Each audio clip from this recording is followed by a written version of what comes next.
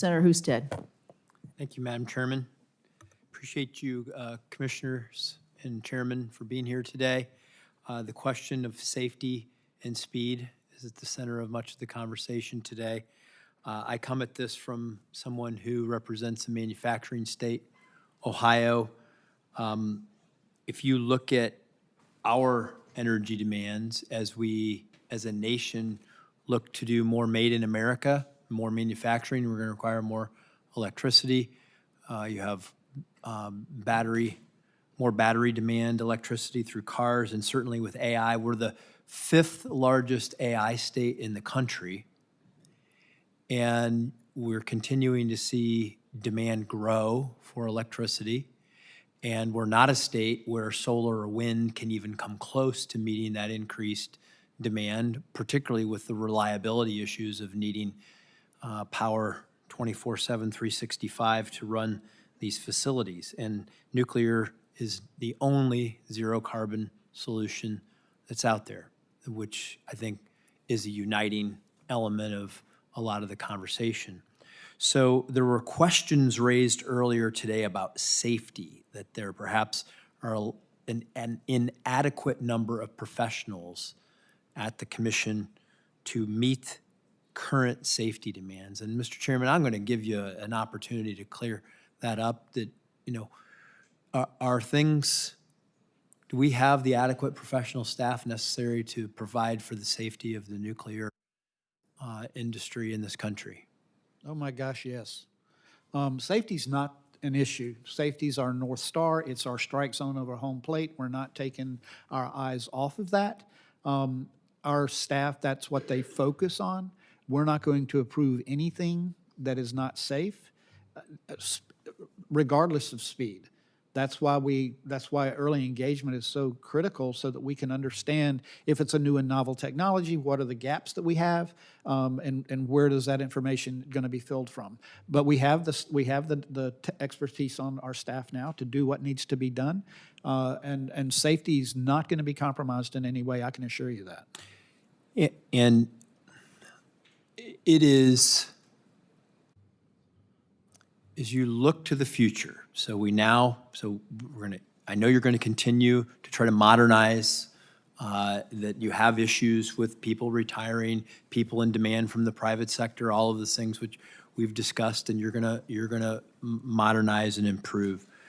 But I'll ask this question: how much nuclear energy do we expect to come online in the next 10 years? Well, I don't know the actual answer to that. Okay. All I know is that whatever's going to be coming to us to be reviewed and licensed is going to be done in an efficient manner. And we're going to get that process done so they can get to market. Okay, and from start to finish, how long does that typically take? How long should it take, and how long does it take for, to follow up on Senator Kelly's question, to go from it appears on your desk to approval to construction and then electrons going out the door? So, we're looking at new and novel ways to do things, to expedite things like we did in Wyoming with TerraPower. We've got, it's going to be kind of up to the applicant and working with us to build a robust application. We're committed to try to do it in 18 months for the construction side, and again, in that 18-month time frame to try to get the whole nuclear side of it done as well. So, and they can be done in tandem. They can be done at the same time. We don't have, so, I mean, we're committed to making things more efficient. It used to be the safety side was further to the left and got done quicker than the environmental side. That's changing. That's going to be that's a game changer for the NRC and actually for the industry as well. It's going to help us get things done quicker. But we only have, as you know, we have the design cert that we just did for the AP1000, and then you've had NuScale. That's the only advanced reactor that has been approved. You've got 5 others, Kairos and others who have applications before us, but you got another 25 or 30 who haven't come to us with any license, any application. But we know they're probably coming. We just don't know when. But we'll be ready. that's what we're doing now. Yeah, I would just add that I think it's pretty widely known when you look at the math that the demand for electricity through AI alone is increasing at a far faster rate than we're bringing energy online to meet that demand. And we all say we care about inflation and lowering costs Right. for consumers. And if we don't get this right, it is going to come with great consequences to us economically and for the people who pay those electric bills. This is one of the things that's important about a whole of government approach to this issue, because it is a national energy emergency.